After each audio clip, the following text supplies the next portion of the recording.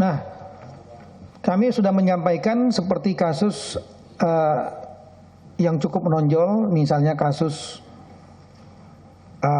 pembunuhan Munir katakanlah. Tersangkanya, meskipun kasus itu menonjol dan diancam di atas 5 tahun, tersangkanya saat itu saudara Polikarpus tidak dilakukan penahanan karena ada alat buktinya tidak telak dan mutlak. Jadi sehingga diserahkan kepada pengadilan yang memutuskan meskipun ditetapkan sebagai tersangka. Dan di pengadilan kemudian diputuskan.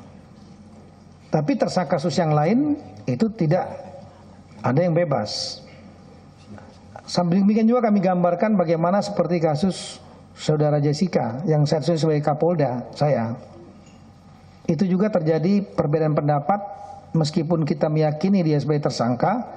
Tapi masih ada beberapa hal yang menurut penyidik perlu untuk diambil langkah-langkah, perlu untuk diungkap, seperti asal usul cyanida dan yang lain. Tapi karena ada alasan subjektif kekhawatiran melarikan diri, maka kemudian dilakukan penahanan. Dan kasusnya kita lihat di pengadilan sudah selesai, meskipun dengan segala pro dan kontranya. Nah, kasus-kasus lain juga dibandingkan dengan beberapa kasus, kenapa tidak dilakukan penahanan? Di antaranya lah mengenai masalah kasus katakanlah Arswendo Atmowiloto, kemudian kasus Lilia Eden. Nah, kami sudah menyampaikan dalam kasus-kasus itu penyidik melihatnya cukup telak dan mutlak. Karena dalam kasus Arswendo Atmowiloto itu terjadi pollingnya termasuk Nabi Muhammad SAW dimasukkan dalam polling sebagai tokoh yang populer di ranking nomor 11. Sementara saudara Arswendo Atmowiloto itu rankingnya 10. Itu tentu banyak kalangan muslim merasa terlukai dengan itu. Sehingga bagi penyidik saat itu mutlak. Sebetulnya saya waktu itu masih letnan 1 ikut menjadi kasus itu. Demikian juga kasus Lilia Eden itu pembuktiannya juga mudah.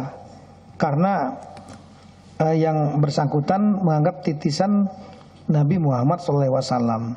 Itu juga pembuktiannya sangat mudah. Karena bagi umat Islam Nabi Muhammad SAW adalah satu. Kami juga menggambarkan bagaimana lebih kurang 4 minggu yang lalu terjadi juga kasus penodaan agama di Jawa Tengah, yaitu perobekan kitab suci Al-Quran. Dan itu langsung kita lakukan penangkapan, penahanan, tidak ragu-ragu. Karena pembuktiannya mudah sekali. Merobek kitab suci apapun juga, itu adalah penghinaan terhadap agama. Beda dengan kasus ini yang lebih banyak bicaranya mengenai masalah ungkapan, perkataan. Dan itu memerlukan keterangan ahli dan ahlinya berbeda. Untuk itulah kami sudah sampaikan kepada banyak pihak bahwa langkah-langkah penahanan itu tidak dilakukan. Kita melakukan percepatan proses kasus itu dan kita ingin agar dapat diadili segera di peradilan terbuka. Karena proses gelar perkara di kepolisian maupun di kejaksaan itu tidak dilakukan secara terbuka. Itulah kita serahkan kemarin tersangka barang bukti hari Kamis yang lalu.